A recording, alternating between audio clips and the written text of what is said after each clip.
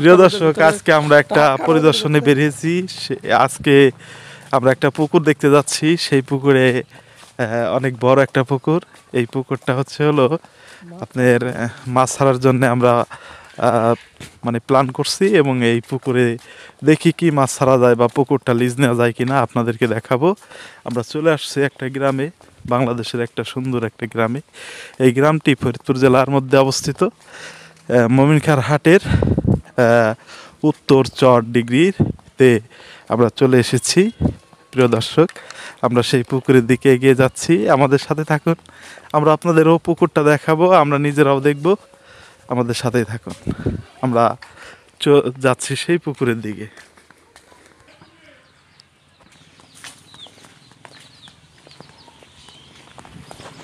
আসসালামু আলাইকুম। ওই যে সামনে যাই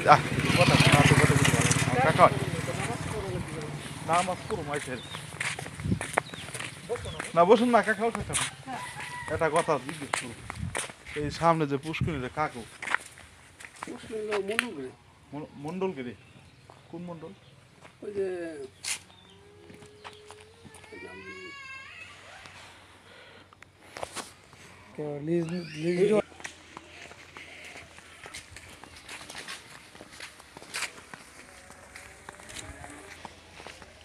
বন্ধুরা, আমরা চলে আসছি সেই পুকুরটাতে। এই পুকুরটা আপনাদের দেখাবো। কোনটা দেখি তো কেমন জিয়াল মাছ। আচ্ছা, দো জালের পার ফেলা মাছ কোন জায়গাতে? তো ওই দোপের ভিতর তো ধরছা না? ও নেওয়াল হেসা, কষ্ট তো বিফলে গেছে, অল্প কটা মাছ পাইছে। কি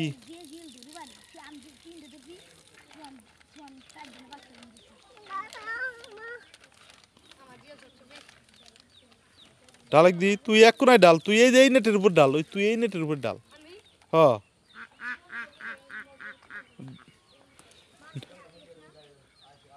মার্জিন যায় না দেখিস।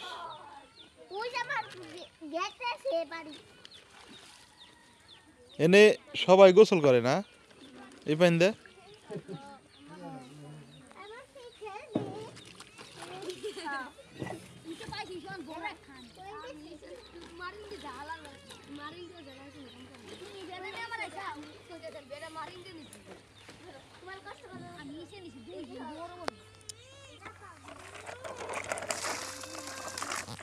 তো কতরি পয়সা দেখি।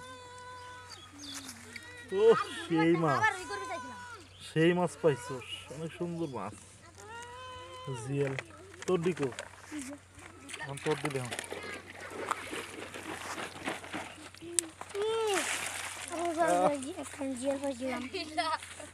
জিয়াল তাও 4-5টা আছে। তুই কি পাইপের বাঁশি বাজাইতেছ না? বাজা দি। ছোটবেলায় খেলতাম পেঁপের বাঁশি, বাজাইতেছে।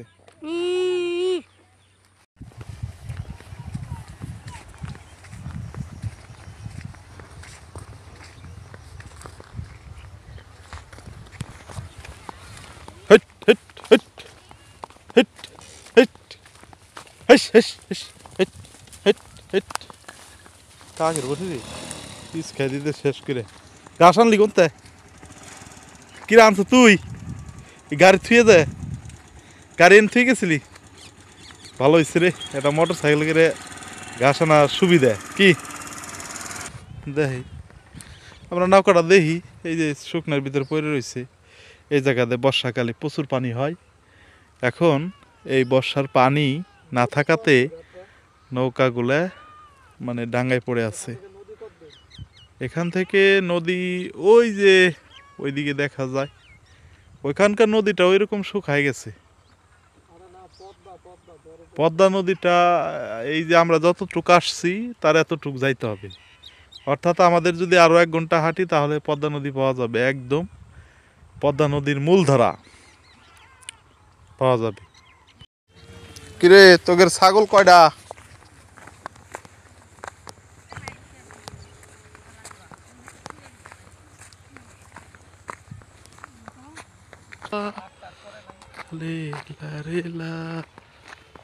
যাস বেড়াবার আট খোলা গেলে হবি নাকি?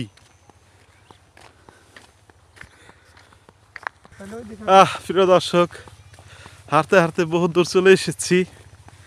আমাদের চিরচেনা পদ্মা নদীর একটি শাখার কাছে আমরা চলে এসেছি। এই শাখাটি এখন মারা গেছে, সেইখানে চলে আসলাম। আমাদের পাশে দেখতে পাচ্ছেন একটা ভাটা হয়েছে, সেই ভাটায় অনেক ইট বানায়। এখন বলতে পারেন যে আমি কেন বললাম ইট বানায়, আসলে কত ভাটা ইট বানায় না তাই বললাম। ইট বানাইতেছে এখন, দেখতে পাচ্ছেন। চরে অনেক মানুষ তাদের ফসলাদি বাড়ি তুলে নিয়ে যাইতেছে, দেখতে পাচ্ছেন। অনেক মানুষ এই চর দিয়ে ঘোরাঘুরি করতেছে। আমি আপনাদেরকে দেখানোর জন্য চলে আসলাম। এই চরে প্রচুর পরিমাণে ফসল মানুষ উৎপাদন করে ঘরে নিয়ে যাচ্ছে। তো দেখতে পাচ্ছেন একটা জিনিস, সেটা সাপের মতো মনে হচ্ছে। দেখে ভয়ই লাগছিল, পরে ভালো করে দেখার পরে বুঝলাম যে এটা সাপ নয়, এটা কোনো একটা গাছের জড়। এই যে দেখতে পাচ্ছেন এই জায়গাতে অনেক রাসেল ভাইপার সাপ পাওয়া যায়, মানে দেখা যায় আর কি, অনেক সময় দেখা যায়। এই যে দেখতে পাচ্ছেন চরের ভিতরে আমরা চলে আসছি। বড়ই বাগান করছে, এই বড়ই বাগান। এই যে আপনাদের যে নদীটার কথা বলছিলাম, সেই নদীটা হলো এই যে পদ্মা নদী। এটা একসময় অনেক স্রোত ছিল, এখন নাই, স্রোত নাই, দুই পাশ আটকে গেছে। পদ্মা নদীর একটি শাখা এটি মারা গেছে, মানে এখন এই নদীটি দিয়ে আর নৌকা চলাচল মানুষ করে না, বা নিজেরাও চলাচল করে না। এখন এই নদীর ভিতরে কিছু জমি জমা জেগে উঠেছে, সেই জমিতে মানুষজন ফসল ফলায়। এখানে মানুষ বিভিন্ন ধরনের ফসল ফলায়, যেমন ভুট্টা, মিষ্টি কুমড়া, কফি, বিভিন্ন ধরনের ফসল এখানে চৈতা ফসল মানে চাষ করতেছে মানুষ। আপনাদের এই যে বড়ই দেখাইতে নিয়ে আসছি, বড়ই গাছে বড়ইগুলো মানুষ অনেকে খেয়ে ফেলে, আসলে বড়ই পাওয়া যায় না।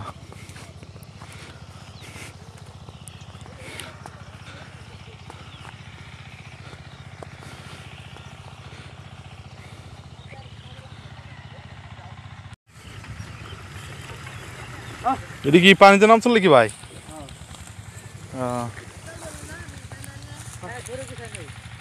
পিছন তো দাবড়া লাগবে। হ্যাঁ,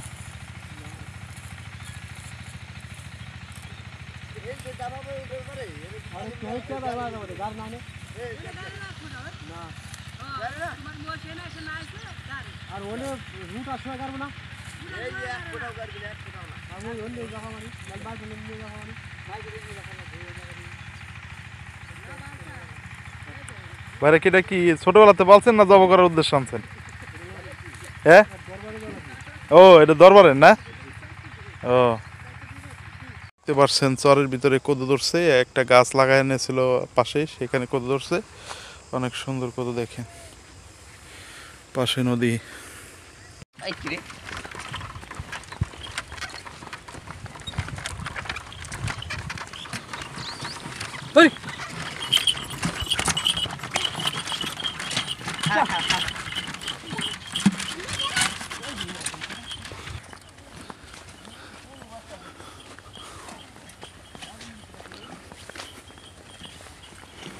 আমরা ফিরে যাচ্ছি বাড়ি,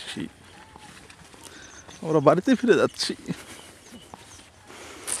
প্রিয় দর্শক, এখন আর চরে থাকার সময় নয়, আমরা বাড়িতে ফিরে যাচ্ছি। দেখতে পাচ্ছেন সূর্য নেমে যাচ্ছে।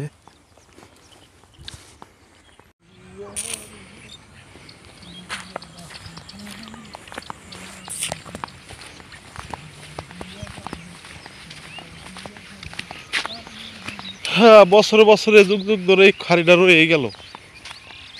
এই খাড়িটা পার হবি, হ্যাঁ, সূর্য ডুবে যাইতেছে, দেখছোস?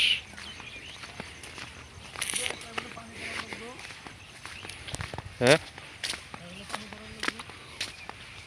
দেখ পার হইতে পারস নাকি, আস্তে আস্তে পার হইস, বাস।